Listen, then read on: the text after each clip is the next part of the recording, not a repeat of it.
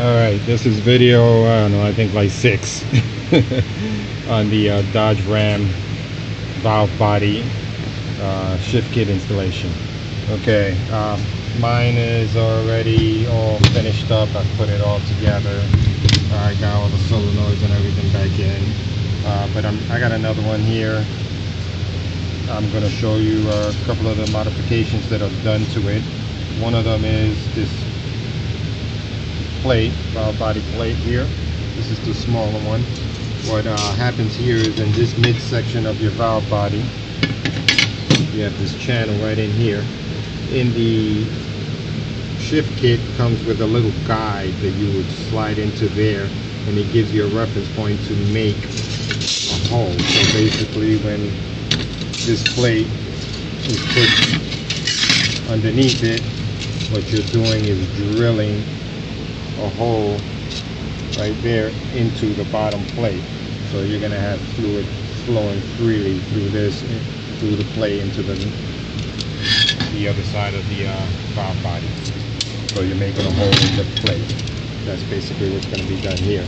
You're going to make it, I used, I believe, 43, which is about 93.093. It's good to get a little set like this of numbered drill bits. You can use a Dremel or use your drill, whatever you like. You're going to make a hole there.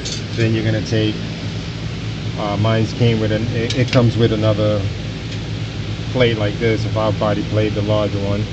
It comes with one that you can use depending on which transmission you have. You'll use it or won't use it depending. Read your instructions carefully.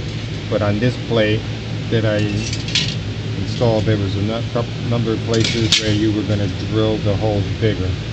You have this one little hole here, and again in the instructions it tells you exactly where.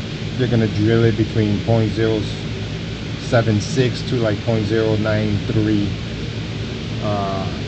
So you're going to enlarge this hole and you're going to enlarge this hole, depending on how firm, the shift ring, etc. So those are a couple of other modifications you can do into it. There's also a check ball that's going through the valve body that you're going to install. Keep one is going to be left out, and you're going to install a check ball with a little rivet looking thing on top in its place.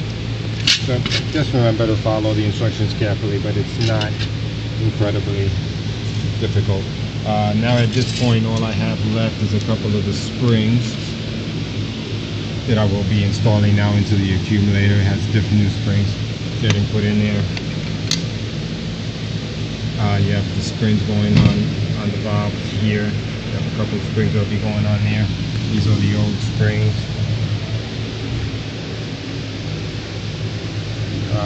Everything is pretty much back in place. Oh, there's one more place also that I did modify on this booster plate.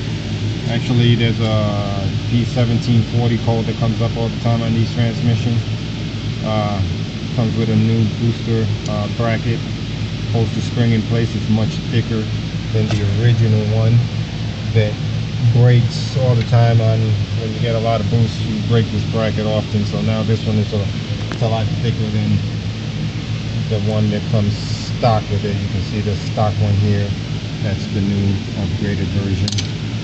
So this plate here would come up and it would drill this hole a little larger, also 7.076 to 0.093. So you would use either 42 or 43 to drill this little hole, get a little more pressure in there. If you have a modified engine with a lot more horsepower, there's a couple of things they'll tell you to do as well. I pretty much have a stock engine with just slight modifications, so drilling into the maximum of what regular engine would have, that's what I did here. Took it to 0.93. Okay. But that's basically it.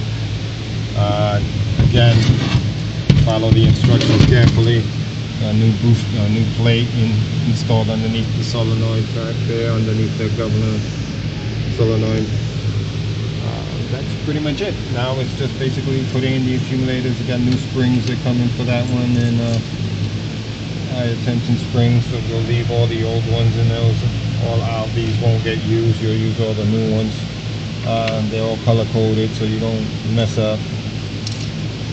That's pretty much it.